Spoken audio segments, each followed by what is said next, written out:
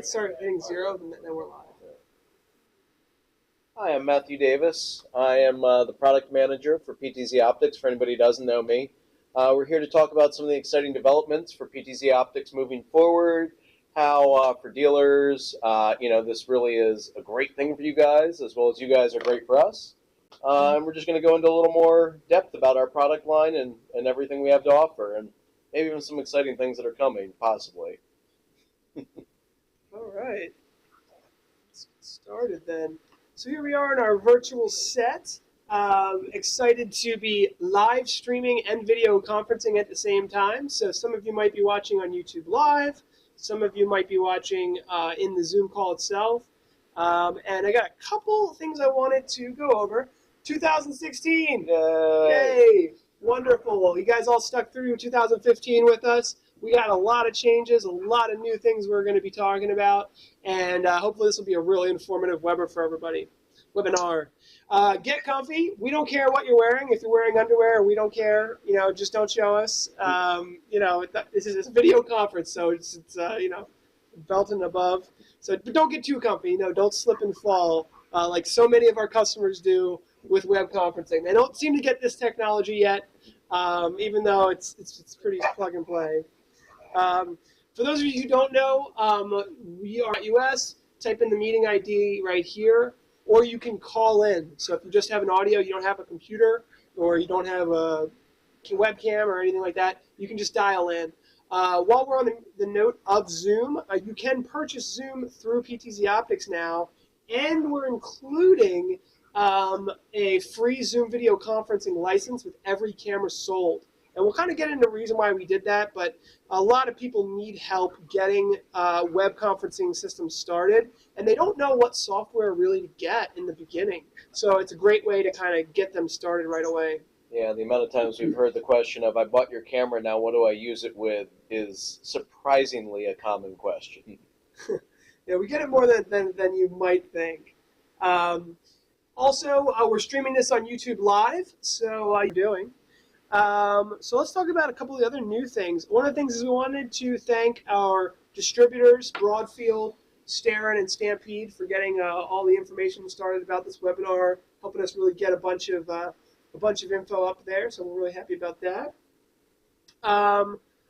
Going to mention, skipped one there. Skipped a couple actually. Sorry. We're going to obviously go over all of the cameras, so don't worry. After this webinar, you're going to know everything there is to know about the PTZOptics cameras.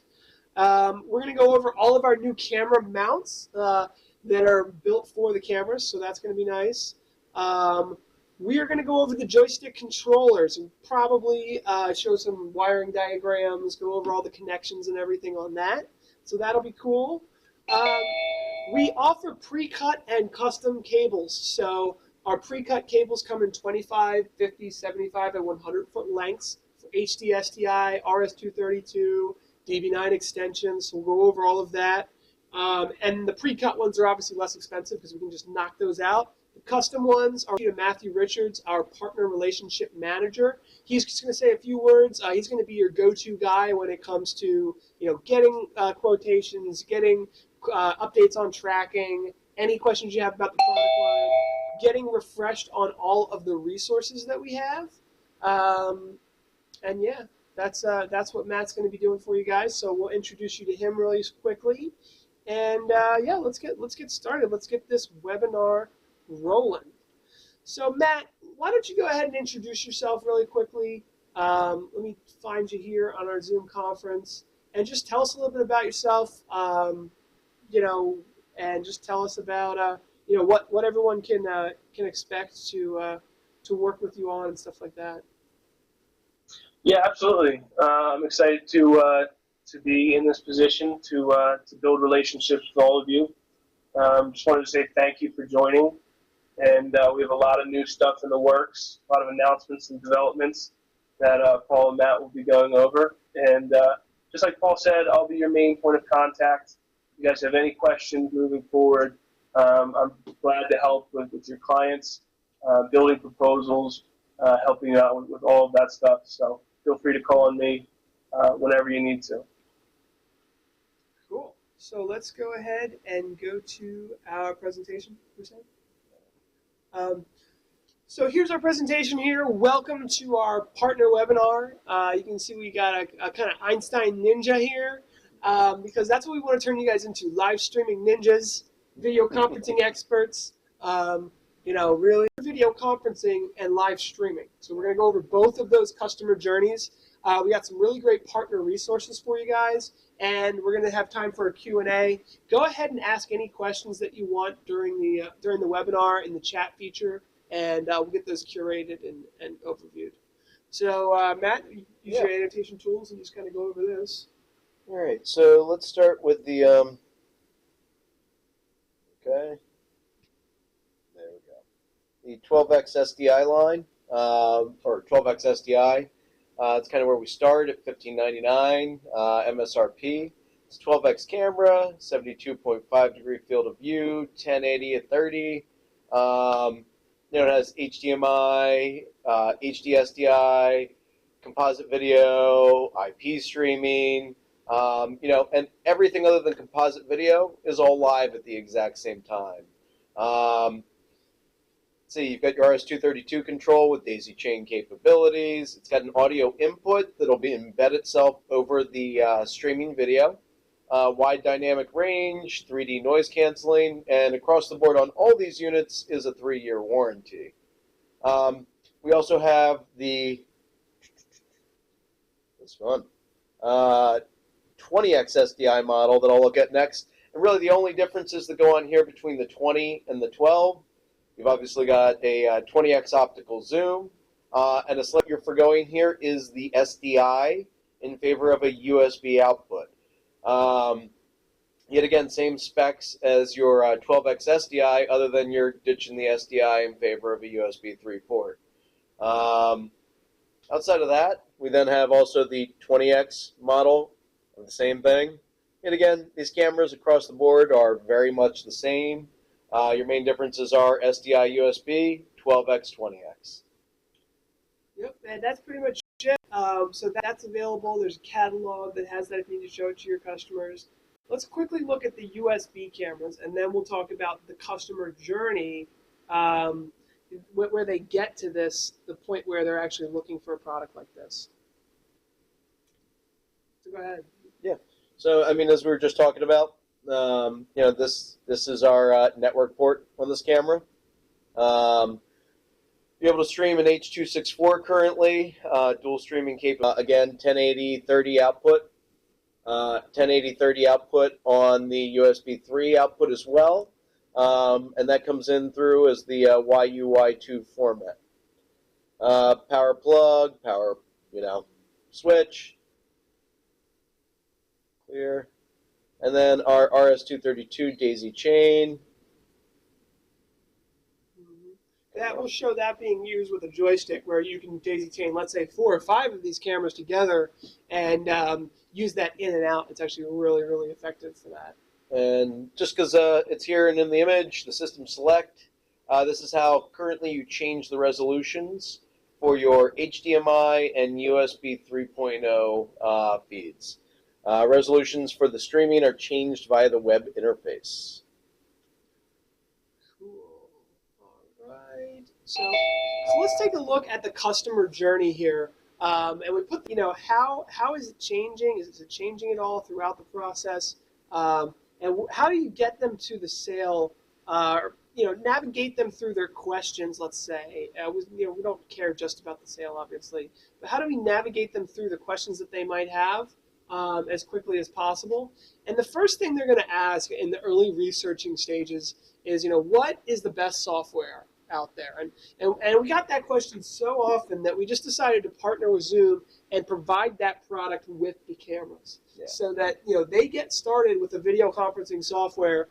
They probably already have one, but if they don't, we've got something for them. They can either compare with what they've already got, or just jump in and get started with a free professional Zoom license, unlimited video conferencing for a full month, just to get up and running and started.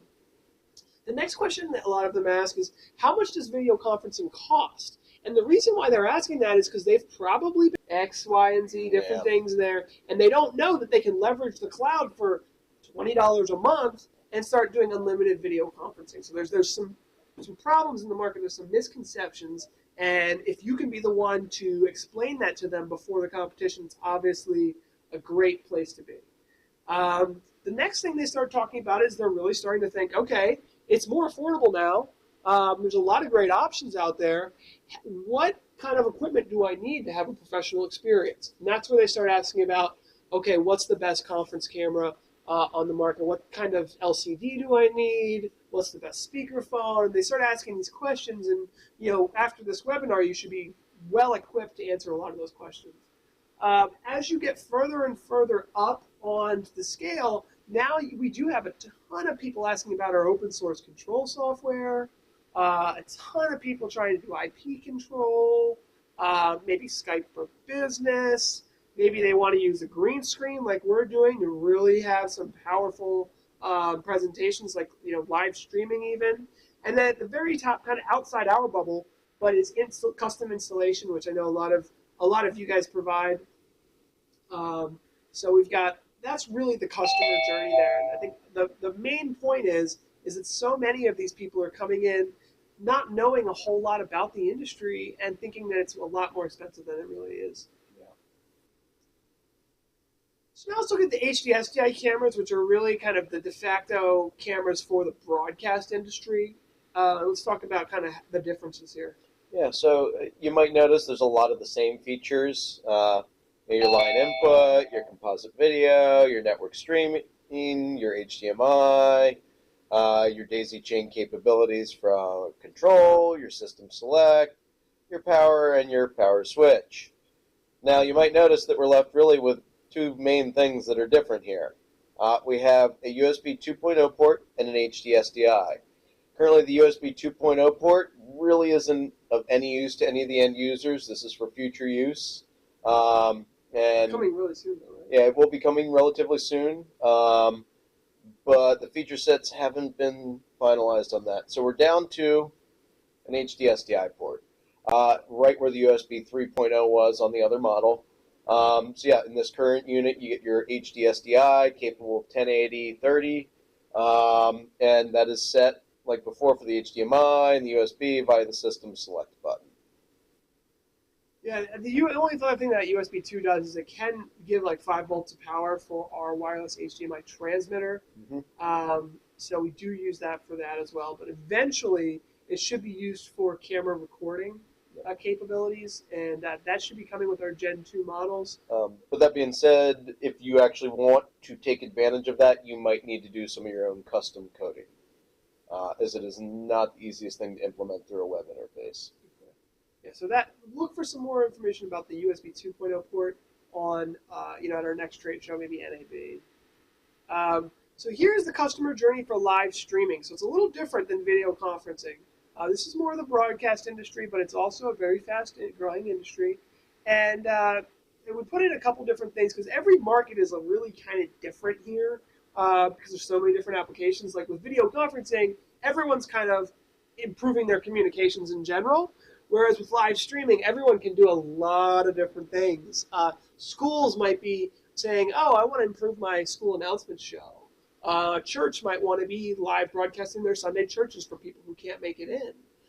Schools might want to be, maybe higher education wants to do their graduations. And then maybe, regular corporate enterprise wants to live stream for their next event for marketing. Yeah. So there's just so many different events. But the very first thing is they're asking, how do I do it? Because they think it's going to be hard. It's really not that hard. We've got a lot of information on our website on how to do it and how to integrate with all the industry professionals, whether it's Epiphan, or NewTek, or vMix, or Wirecast. We've got integration videos for all of that. But at this point, the customer's kind of researching. They don't really know about it. And then they start to figure it out. They're like, okay, I need a camera, I need a microphone, but how much does the live streaming service cost? What are these CDNs? Which one is the best? How do I even use them? And we've got a lot of information. We actually went through the 8 top ones. Now, we're using YouTube Live as we speak. Big proponent of YouTube Live. But there's a whole bunch of them out there. Yeah, Price is Right. Always like free. So, YouTube Live, brand new. There's a solution. Boom. Let's not charge them any money for something that's already out there for free. Now, of course, the paid CDNs have more stuff that they offer. You can become a professional on that. Yeah, their uptimes with the guarantee. Obviously, you get what you pay for, but the free from YouTube Live has proven to be surprisingly good.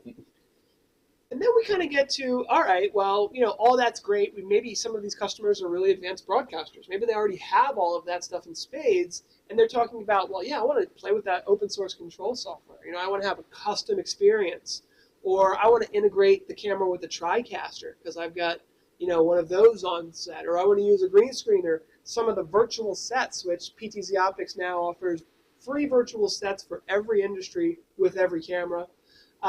Maybe they're talking about 1080p versus 720. Maybe, if we put this outside of the box, they're talking about 4K. Yes, that is outside of the box for the moment. Put that outside of the box on purpose. It's really not realistic in any way, shape, or form at this point. But people do talk about it, so we put it on kind of the higher end level there. So we're going to show you guys the application diagrams that are right on our website. Anyone have any applications that they want to look at in particular? Just go ahead and tell us where you want us to go. Yeah, we've got broadcast, corporate, education, healthcare, house of worship. If any of these are of interest, if nobody responds, we'll probably jump to house of worship off the bat, I guess. Yeah, let's give everybody a chance because we would like to kind of have this be an experience for you. You guys are our partners. So if anyone has a vertical, As everyone's mic is on mute. Yeah. Oh, good point. Yeah, we did. We muted everyone. You can unmute your microphone if you want to. But yeah, just use the chat feature and let us know. While we're waiting for that, let's just go ahead and start with what do you want to do? Houses of worship's a pretty interesting one. Yeah, House of Worship is an interesting one. There's so many of these houses of worship out there. Let's show vMix. Yeah. Show a vMix setup because that's similar to what we're doing now. Actually, show a standard vMix setup. So what we've got here is we've got two PTZOptics cameras. They're both going in USB to a PC running vMix. And we've got our joystick controller with RS-232. I wish this was one of the ones that I did with the wiring diagrams that actually showed the cascading cables. No. Because obviously the first cable is RS-232, but it's a DV9, and the second cable is RS-232. It's a cascade cable. Yeah, so mini-DIN 8 to mini-DIN 8. If we go to calc.ptzoptics.com, we were going to talk about this anyway. There's custom cables. So whether it's HD-SDI, RS-232, which is that first cable from the joystick to the camera, and this RS-232 Cascade, which is the 8-pin mini-DIN in between the cables, you can get custom lengths here if you need that football field length for some project, or we've got all these pre-cut and it's all on your price list. So there's that. So we looked at a House of Worship one. Let's see, what is this one? Dual cam. Oh, this one's a little different. So this one actually shows, this is an interesting one. This is with, if you have some really, really long runs, you can run HD-SDI cabling, like 150-foot HD-SDI, and you can either go into, a TriCaster or something with HD-SDI, or we really like these Epiphan AV.IO SDIs, which convert the HD-SDI to USB 3. So you can just use a regular computer using Wirecast or vMix, and then stream out there. And here's a worship situation. Let's just show one more. Let's say, of course, these are all available publicly, so they're supposed to be for you guys to go over with your customers if they're doing something like this. I guess let's look at a boardroom. Yeah. Here's a boardroom here. Really, really simple here. We're just plugging in USB to a computer. and then going USB 2.0 to like a Phoenix Audio for the audio. And we've got an active USB extension, and then probably plugging into like a mount, or sorry, mounting the camera at some point. And then we've got the Cat 5. We're using our IP control software. There's open source IP control software. There's ready-made IP controllers. Value-add products. So let's get a question here.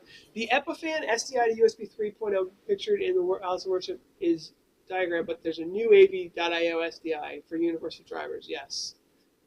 We would highly recommend. We're actually using two AV.ios right now.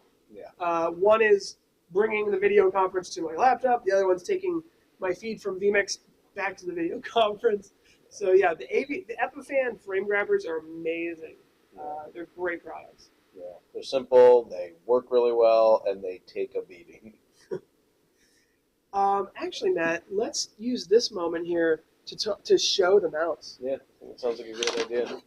Use a couple of them here. All right. And then I've got a couple over here. So basically, the mounts, I guess we don't need to show the big ones, do we? Nope. These are universal, so they really do fit every camera on the market, basically. So we've got here is just our standard wall mount. And to go to there we go, standard wall box. Yep. You've got your spots for your cables to come through. Proudly made in the USA. That is universal. So as you can see at the bottom there's a 1/4-20. So you can just plug in almost any small base camera onto there and just hook it right up to a drywall or a hard wall. You got anchors for that. Yeah, and it comes with all the hardware. We then also have a variety of the same small mount. It comes with a 1-inch MPT for pipe. It's a coupler basically. Same basic 1/4-20 threading at the bottom. Other than that, yeah, it's just meant to be mounted from a pipe. We then have one last mount to show you guys here, and that would be our ceiling mount.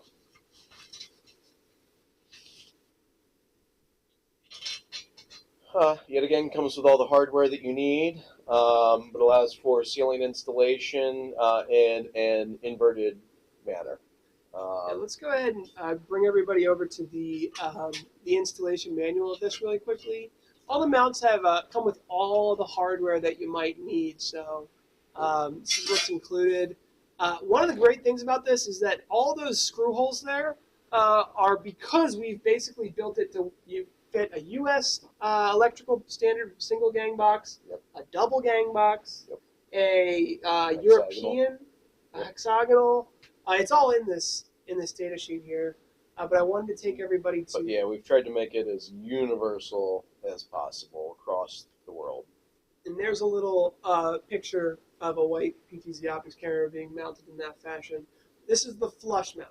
So if you want it to come down 5 or 6 feet or something like that, we do have this mount here with the 1-inch pipe in the back. So you can install a pipe to the superstructure of the ceiling, bring it down 4 to 6 feet, for example, and put the camera on there as well. So there's quite a few options for mounting.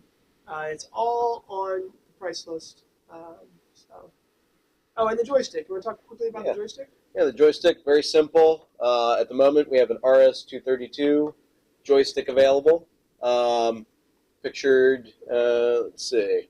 So basically, here we go. We've got our, it's always fun to control a camera remotely, isn't it? Up, down, left, right, zoom in, zoom out, focus in, focus out, PTZ presets, setting, recalling, as well as some function keys at the top. Very simple device. It again takes a bit of a beating, so it's a wonderful product to have in your arsenal. It really does. It's got a sturdy metal case on there, so it's really, you can really knock it around a little bit, throw it in your bag, whatever you got to do. It's a great product for that kind of stuff. As you can see behind us here, we have 4 PTZOptics cameras connected in this diagram. So you can see here the very first cable is a DB9 male to female. But the next cable is using that RS-232 in and out for the cascading. Yeah. So you can cascade a bunch of those together. You can't cascade video. Obviously, those are all home runs. We'll see what happens with the NewTek NDI. I don't want to even run anything at this point. Some of you may know that we are releasing an IP joystick. It should be available at the end of February. March. Maybe beginning of March. Hey guys, this is Steve Cristiano. Can I chime in real quick? Yeah, sure. Hi, Steve. Hi. I just set up 2 of these at my church using a TriCaster. And just to be clear, that first connection is a DB9 to a mini DIN. It is not DB9 to DB9. And you have to use the one that comes in the box. I tried an aftermarket one, and it does not work with the camera. Yeah, I mean, we do make all the pinouts available, so I know that certain camera manufacturers don't use standard pinouts, just from my own experience of, working troubleshooting with a lot of clients. So it's always good to just double-check the pinouts ahead of time. Yes, we've definitely I just wanted to tell people that a standard DB9 to DB9 will not work with the camera. You have to use the DB9 to 8 to the mini DIN. Yes, that's correct, and that is why they do come with every single camera. Yeah, that should be noted on here because it isn't a DB9 male to female. You do need the 8-pin mini DIN. Did you use cascade cables for that? No, currently with the TriCaster, you cannot use cascade cables. The current version of the TriCaster software will only support direct connections, so you have to use individual USB to DB9 adapter. You definitely have to be on the latest build. That was one of the problems I had, is we hadn't updated the software to the latest build. But once that happens, actually it works very well. We're very happy with that. And we're looking at purchasing the added joystick software. I can't remember what it's called. I think it's called PTZOptics. And I have some questions for you guys on that later. Okay, great. Yeah, we're going to have plenty of time for questions at the end because we have no stop time actually for this webinar. We don't have anything coming up next, so we'll have time for any questions. Yeah, thanks, guys. Yeah, thank you. We always appreciate the input. So that's the joystick and the controllers, and this is something new.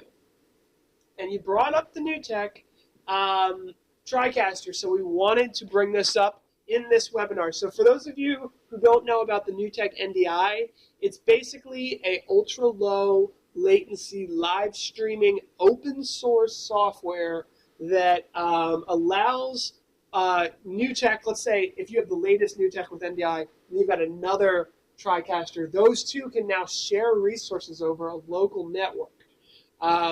Everyone keeps asking us if we're going to build it into our cameras. We do not have any plans to do that anytime soon. We're looking at it. But vMix has just announced integration with vMix 17 Professional with the NewTek NDI. So that is going to open up so many doors. And we have 2 different playbooks available on our website, one for just NewTek and one for NewTek and vMix. And if you don't know about vMix, there's a professional license is $60. Yeah. So this example here is showing that, let's say you've got this is an educational scenario, and let's say they've got one main broadcast studio that has a TriCaster, and it's connected to a local network, and then they've got, let's say, 3 classrooms. Now, each classroom could have a TriCaster Mini in it, but those are not cheap. And you know how school budgets are nowadays, so it's probably more likely that they might already have a laptop, and they're going to install vMix for $60 on each laptop.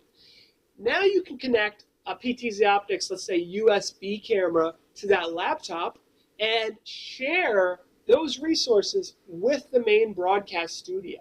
So this is going to have applications for every major industry, whether you're live streaming sports, broadcast, class rooms and education space, houses of worship. Having the ability to now send audio and video both bidirectionally over a local area network with basically 0 latency is going to change the game. Now, if we just had it in our camera, wouldn't that be amazing? Well, we don't have it yet, so we're looking at that. But this is a way to very affordably, get the NDI into a TriCaster. For $60 in a computer, you might be able to save time, money, and cabling. You can do all kinds of different things with this. So we wanted to show it off. We've got a detailed playbook for every industry on what this technology is going to do. So please ask us questions about it. If you don't know anything about the NDI and you want to ask us questions about it, go ahead, jump in. But we're really excited about this. NewTek is going to be announcing the full release at NAB, which is in April of 2016. So we're just really excited about it. And we really think it's going to change the industry. Hopefully, it will. So let's go over some of the partner resources really quickly. We talked about the market-specific application diagrams. We looked at that. The design tool we did not look at. So let's dig into that really quickly. And this is great for any market. What you can do is you can go to designer.ptzoptics.com. And basically on our website, right at the top, it says design tool. So you go there, it asks you to fill out a little form. It shows you how to use it. And what you can do is use like maybe a larger venue, maybe like an auditorium. And you can actually build out your space. So let's say if we're using like a larger auditorium space here, this one there was a stage.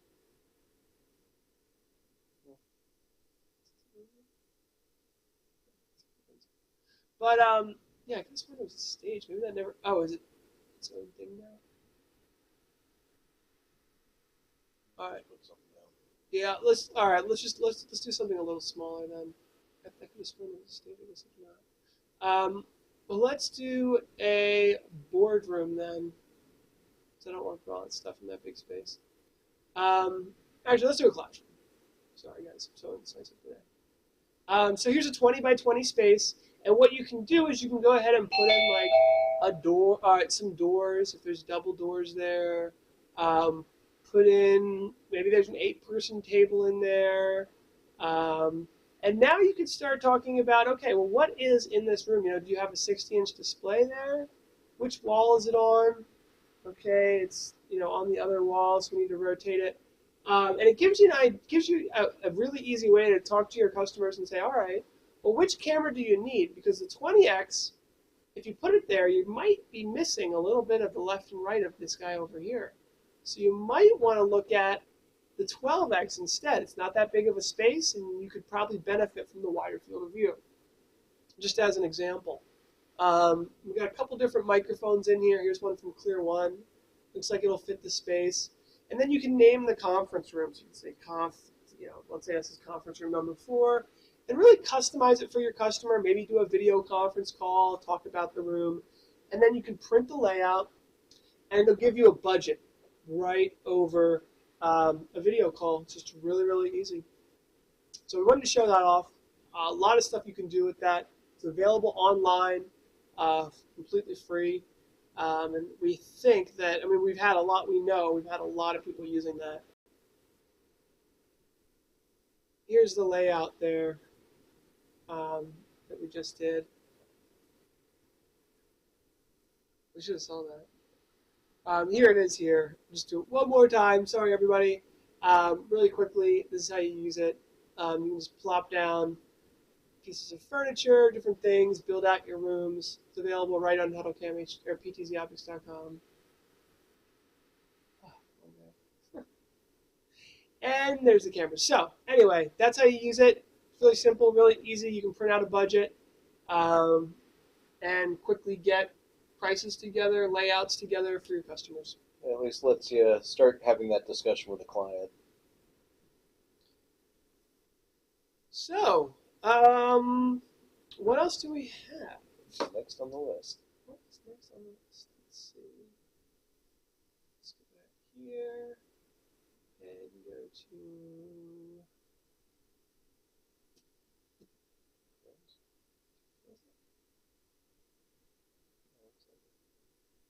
It's just not open. I think that's the problem. Sorry, guys. A little faster on our last webinar. All right, there we go. Last but not least, we have a marketing campaign in a box that has all the data sheets, all the manual cast. This month we're doing Video Link from Canada, and maybe next month we could do a project that you worked on. It's just we highlight customers and partners who are doing interesting things with our products. So we want to talk about that. And then finally, we want to introduce you to Matthew Richards, our partner manager. Matt, I don't know if you want to say a few words about what you offer the partners. Matt, you're muted, Matt. Appreciate that, Paul. Yeah, thank you everyone for joining. I just wanted to give a quick introduction as I'm the main point of contact. And yeah, we're looking forward to working with everyone and getting some view on our reseller spotlight program. And if you have any questions moving forward, feel free to. Over to you guys. What do you want to talk about? What do you want to go over? We're here to answer your questions. And if there aren't any questions, we will talk quickly about how we pulled off what we pulled off. We're live streaming a video conference, which is a show for us.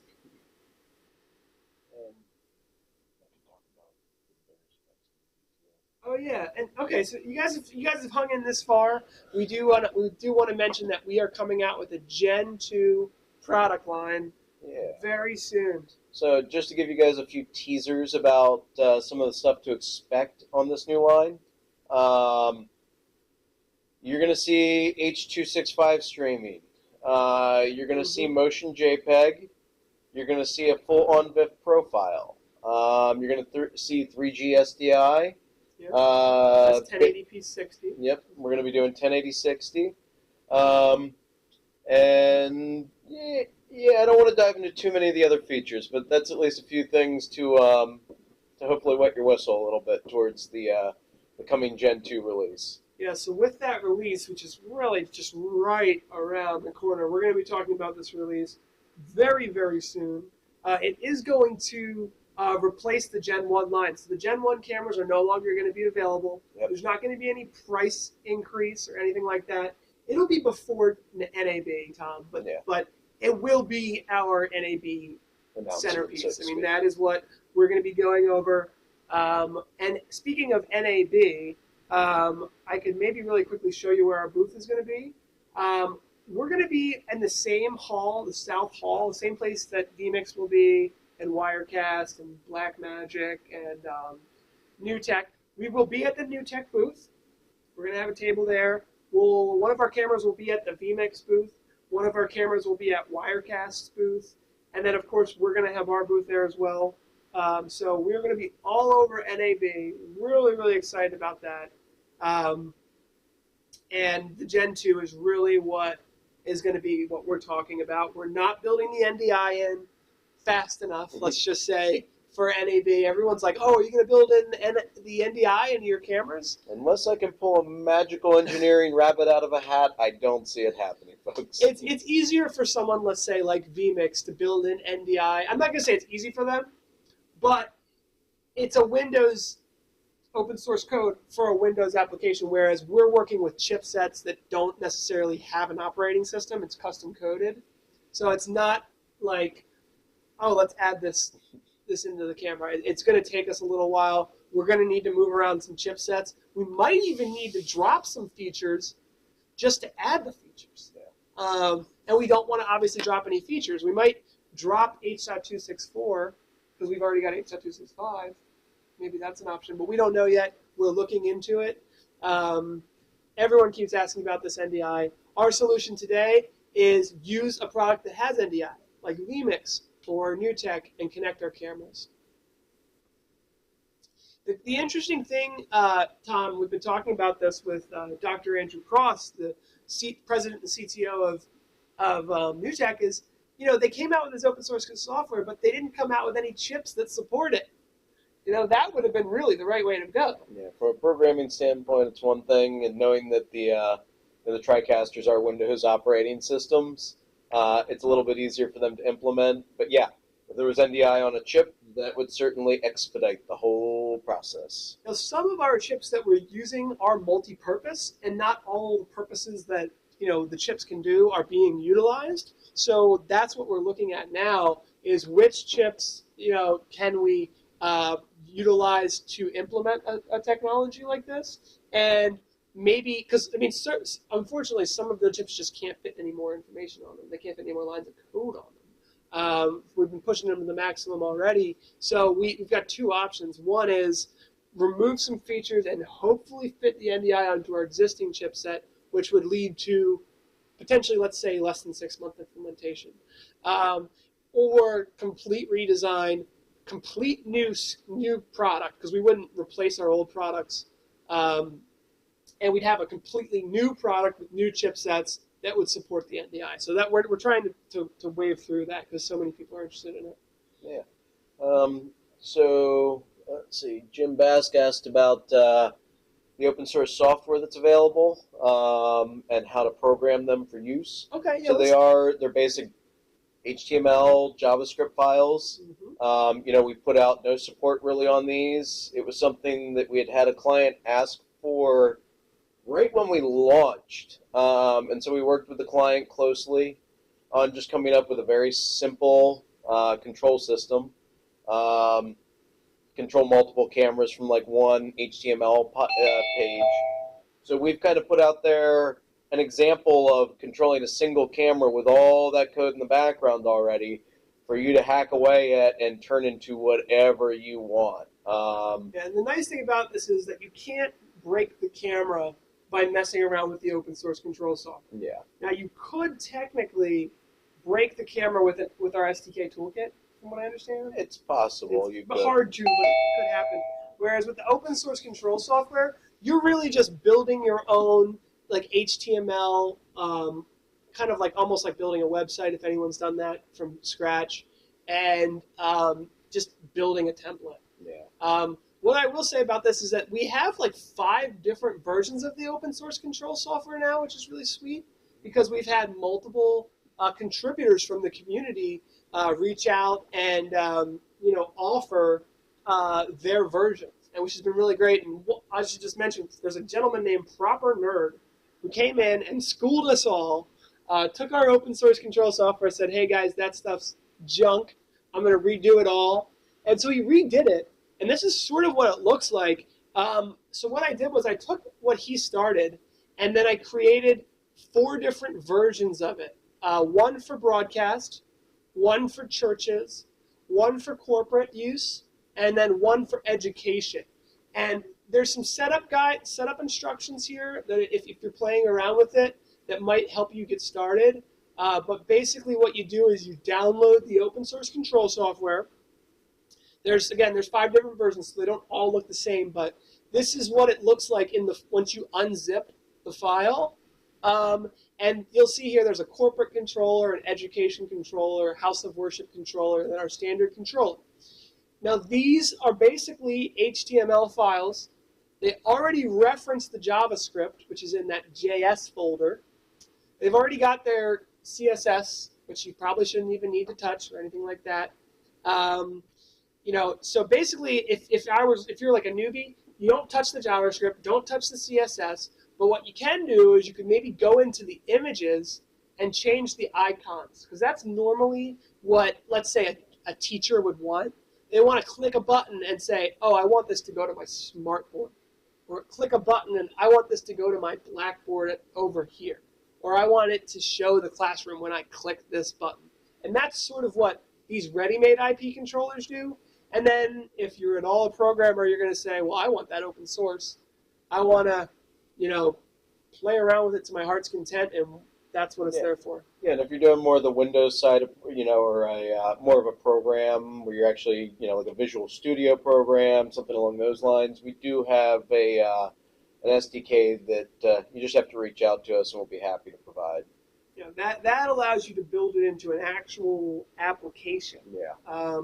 Which we've had some customers wanting to do that because they were building executable files. Yeah. I mean, they were building custom systems, whether it was for the healthcare market or education market. But they already had their own curated experience running on a PC. So, but they wanted to bring in conferencing or cameras for one reason or another. So using the SDK, it made it easy for them to gain control or provide control of just the feature sets they wanted to for these cameras.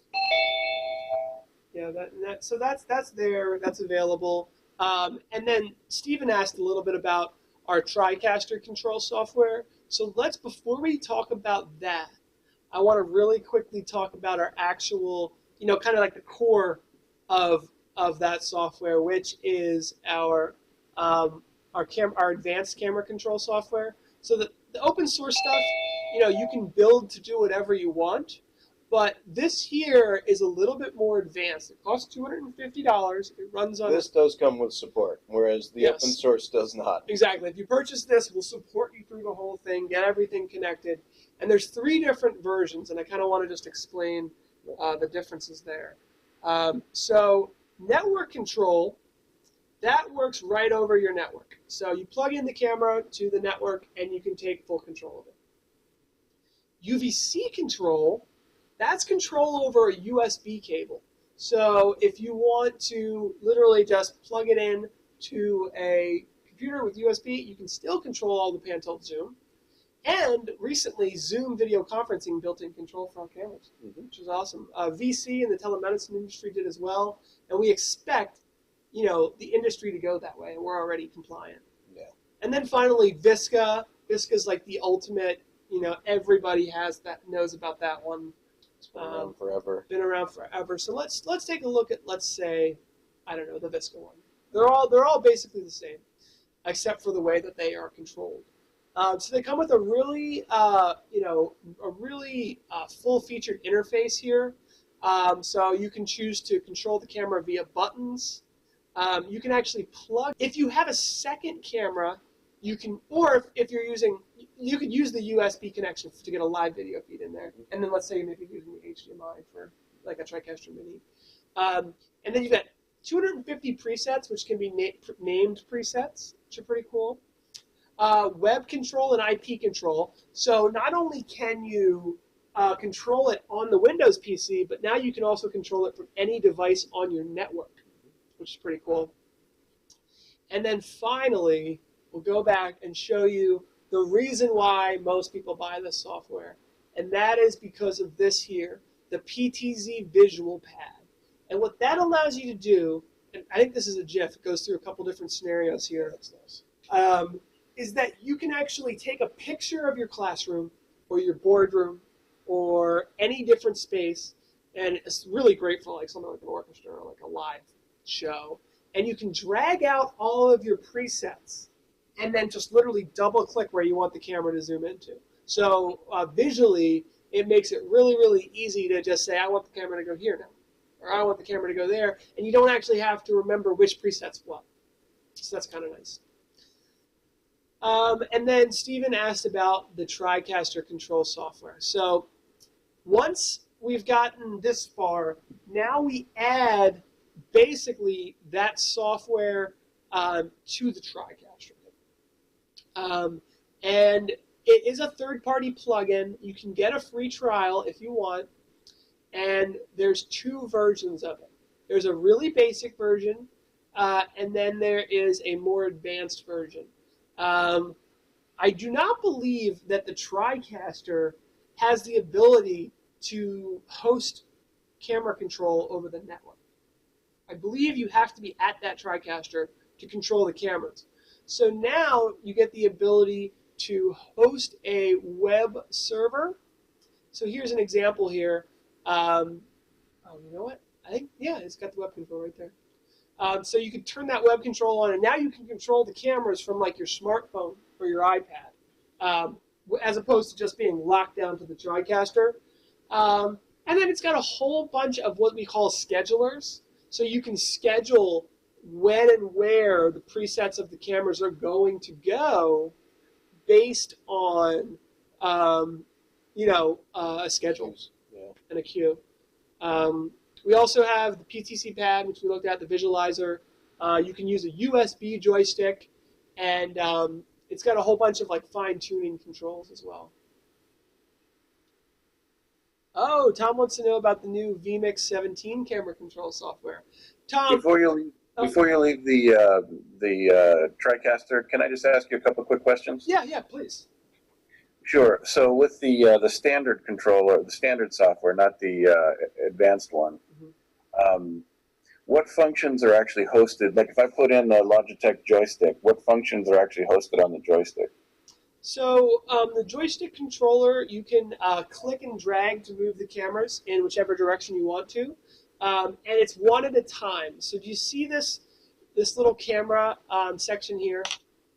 So whichever one was active, you would have pan, tilt, and zoom control with that, let's say, $25 Logitech joystick that you have. You'd also have focus and zoom, and a skew of other triggers. The problem with the question, and here, yeah, Matt, bring this out, is that every joystick is different, and we do have a video showing this joystick here. Here, let's stop the shares. Just see it a little louder. If you pin our video, if you right-click our video and click pin or spotlight video, it'll show it live. So here's an example of what we're discussing. Just a standard USB joystick controller you might see for, video games. Trigger button on there, that's normally zoom, I believe.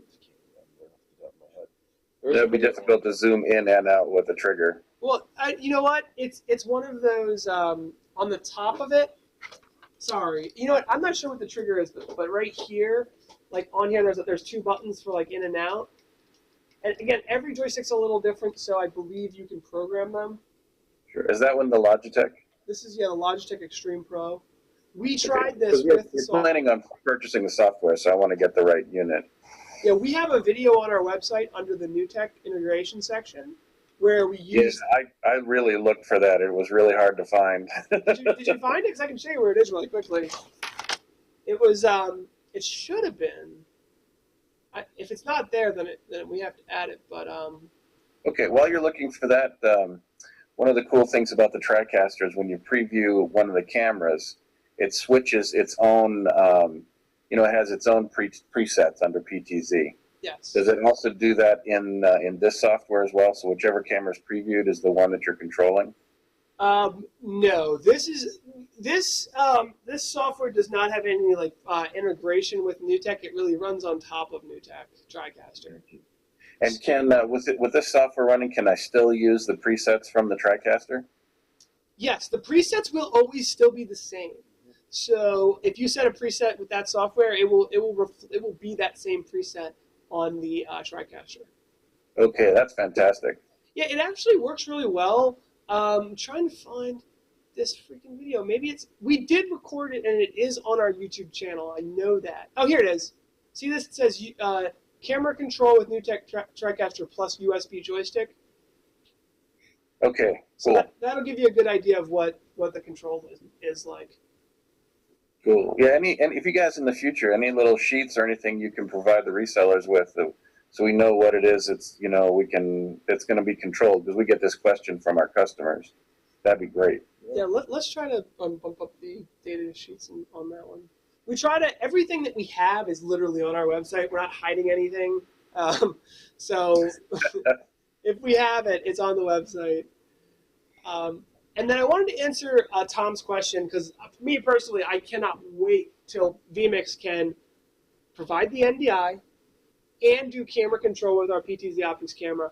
We're looking at April timeframe, so February, March, April, not far. Betas, as you know, are coming out soon. I think the betas, they said, were coming out in the beginning of February. And from what I understand, and I'll share my screen here, and I'll set up a little screen share and show you what I think it's going to look like. What I think it's going to look like is going to be something like this. So let's fade over here. So this is my vMix setup here, if you guys can see that. And let's use, can I annotate on top of that? No, I can't. See where I have control of my virtual set here, and there's 4 little squares here where I can click to zoom in and out?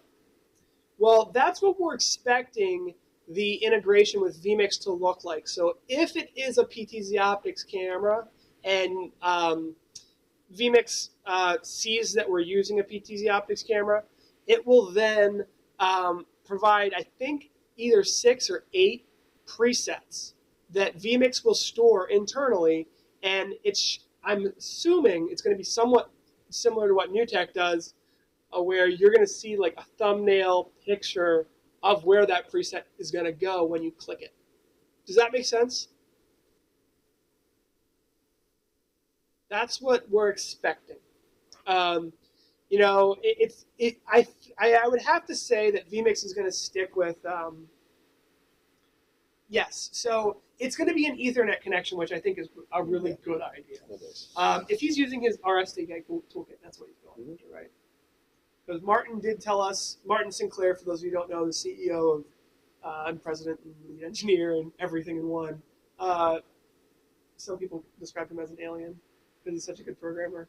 But basically, he said that he's got the SDK toolkit. He's done with the NDI. He's on to the camera control now. So we should be expecting it, some betas really soon. I haven't seen it yet, though. But yes, we will require an Ethernet connection for the camera. So that's going to be part of the deal, is to have an Ethernet connection to the camera. So if that's everything, guys, we really appreciate all of the support that everyone has shown here. We don't have a hard stop. So if anyone wants to ask any final questions, we are definitely here to answer those. So if there's any final questions, let us know. We were thinking maybe Matt Richards could do a little, at the end here, he's just going to introduce himself as someone that you guys can work with, as your partner. I don't know if there's some more questions? Yeah, no, there's no tracking currently set up. Yes, there's no tracking yet. We are working on something, but it's too early to really talk about. But we are working on something, and it shouldn't actually be that long. We're not actually developing it. We're going to be integrating with something that looks like it's going to be affordable for the industry. So it actually could happen faster than we know. But we don't want to bring anything to market that's not ready. So we're not sure exactly. Something you're probably all aware of is we like to get our hands all over everything before we even talk about it being a possibility for you. And Matt is very, very, how should I say? Thorough, but also conservative with what information that we actually talk about until it's really, really ready. So Chris, also, can you have the camera? Follow someone. Yeah. So nothing yet. Yeah, unfortunately, no good old Thompson Grass Valley, tracking cameras with lanyards. Those good old systems that seem to work better than any new ones have for a long time. So for the wireless HDMI cameras, can they be Wi-Fi? Yes and no. So the wireless that we talk about with those cameras is not Wi-Fi. It is currently in the 5 gigahertz range. We will be for control. So for control, if you wanted to go Wi-Fi, what we'd recommend is actually using a wireless bridge at the moment. Fitting the Wi-Fi module in there. The boards had to change to the point where it was going to be cost prohibitive. So really at this point, we still recommend pairing the camera with a wireless bridge to enable that hardwired port to become a wireless port. So yeah, that's a good idea, man. Maybe we should do like a data sheet or like a wiring diagram where it's a wireless PTZOptics HDMI with a wireless bridge that would be supplied by the client, and then the Ethernet would plug from the camera to the bridge, and then at your computer you could just literally search for it on your network. It would be there, and you could control the camera. Yeah, I think it'd be a good video. So yeah, that's a good point. Just wanted to mention. Oh, really? I mean, we're always up. For anybody that doesn't know, if there's equipment that you do like working with that you haven't seen us do a video on, let us know. The more things we can show that our equipment works well with, the better it is for not only us, but for you guys as well. So right here we're being informed that like the Matrix Monarch works well with our cameras. So yeah, it's one of those things where now we're going to have to put out a couple videos showcasing that. Yeah, I actually wanted to. They had, it just works great. and I believe it just has an HDMI input. I don't know if you can do like branding and overlays and stuff, but I think it's H.264 and does RTMP streaming right off the device. Well, you know, for anybody who doesn't know, Matrox has had a wonderful name for a long time.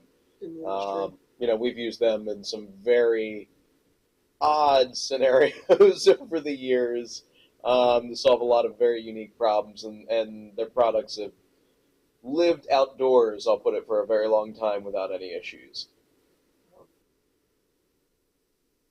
Wow, so it looks like, guys, just a time check here, we've gone for about an hour. So that's really where we wanted to keep it. You know, I don't think we want to go too much further.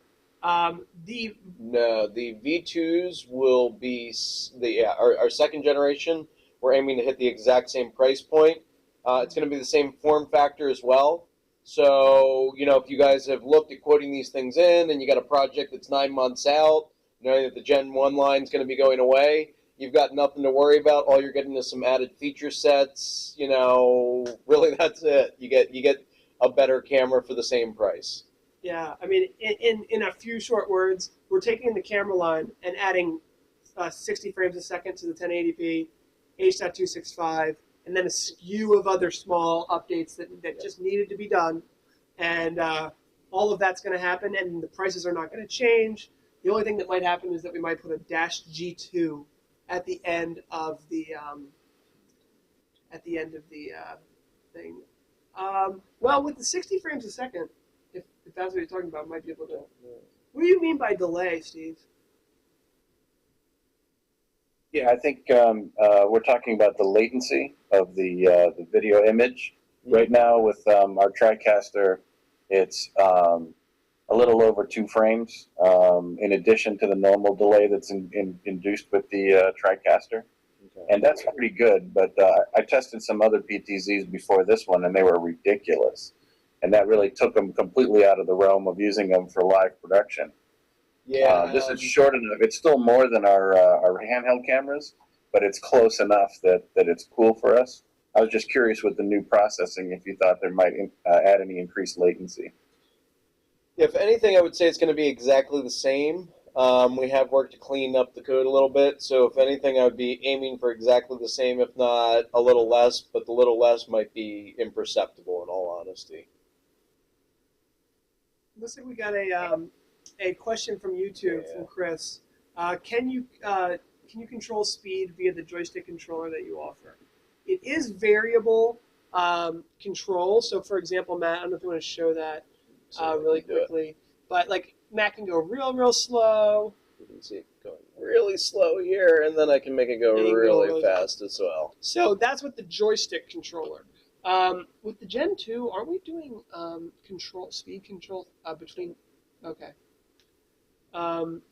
We're working on some things with the presets to do control of the speed, but that is not going to be built into the Gen 2. So you do need to use now. With the Gen 2 line from same as the Gen 1, you're going to have the ability to control your pan tilt speeds directly from the web interface. Mm-hmm. So if you want to adjust that and slow it down, you will have that capability. There's been a widely requested feature set that we are seeing if we can work in here at the last minute for the Gen 2 line.